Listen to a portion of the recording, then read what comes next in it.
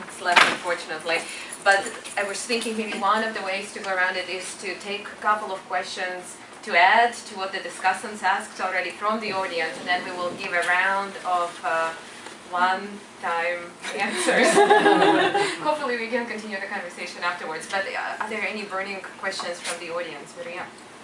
Yeah, Maria Goldberg, Network of Education Policy Centers. I have one question which I don't really address to a single speaker. You choose whether you answer it or not.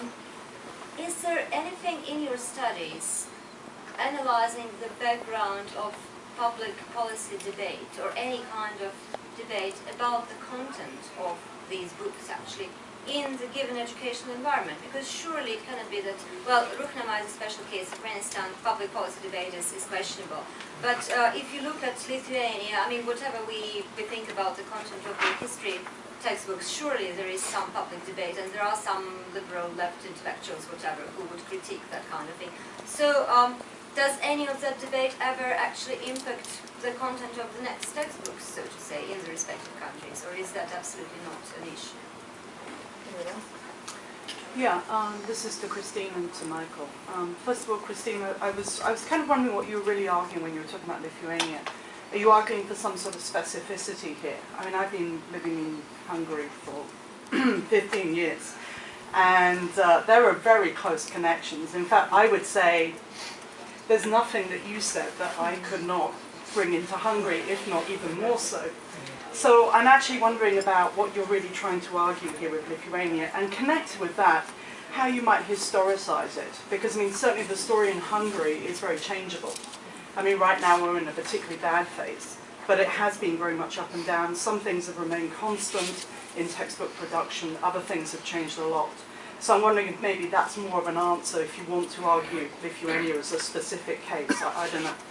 The second question to Michael, again, the kind of the historical context, and the sorts of things that you were presenting, the rhetoric you were presenting, I mean, it seemed to me incredibly Soviet, to be honest with you, that essentially Ukrainian language, that these bukvars were taking Soviet rhetoric and reutilizing it for new purposes.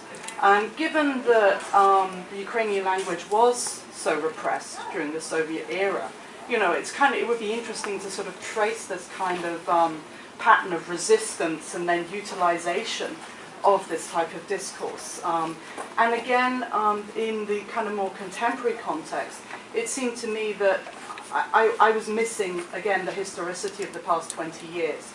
You were using Kuchma and Kravchuk, but then the cases that you were looking at were a lot more contemporary.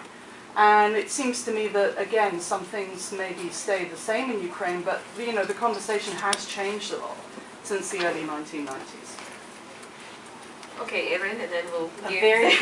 Very quick that ties into both what Magda and you were saying.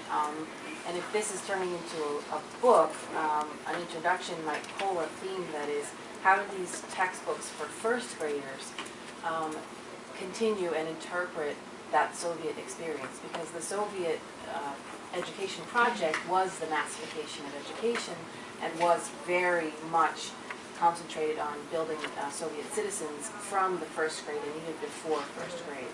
So that's very interesting how each context is extremely different, actually. Rejecting or accepting that Soviet inheritance of what the citizen was in first grade. We have exactly 1 minute for to answer all of these complex questions. Okay, I'll start. So I'll address the first question, why, if contested, should the Holocaust be taught in Lithuania? That is the question, and I guess I would counter your question with a question, according to whom? Certainly the EU and NATO stipulated Holocaust education must be part of their educational system before they could gain accession. So the issue now is post-accession, what are they doing with that?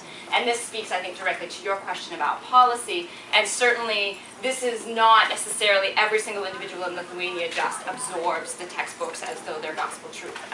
They get appropriated in certain ways. There are definitely organizations that have provided supplemental materials that have done international exchanges. So this is a very complicated debate that's happening. This is the national rhetoric, but certainly policy debates about, is this relevant for us because it was implemented as part of the Western stipulations for accession, have turned the debate between the Soviet occupation as having more relevance against the Holocaust, when the question is it the rhetoric about these two debates, or is it actually the significance of the events?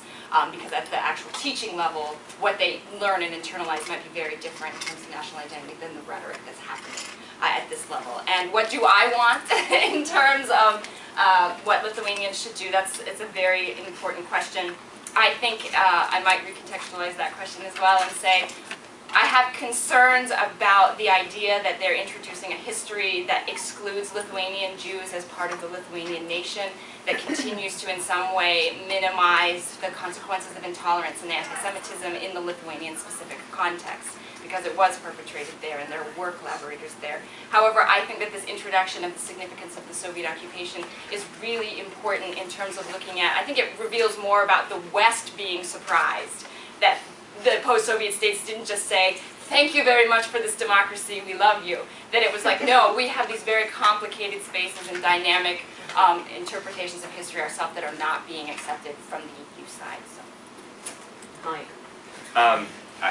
I want to address your question because it's really important, and I was unable to kind of fit this in my rush for time. And in my paper I address this much more.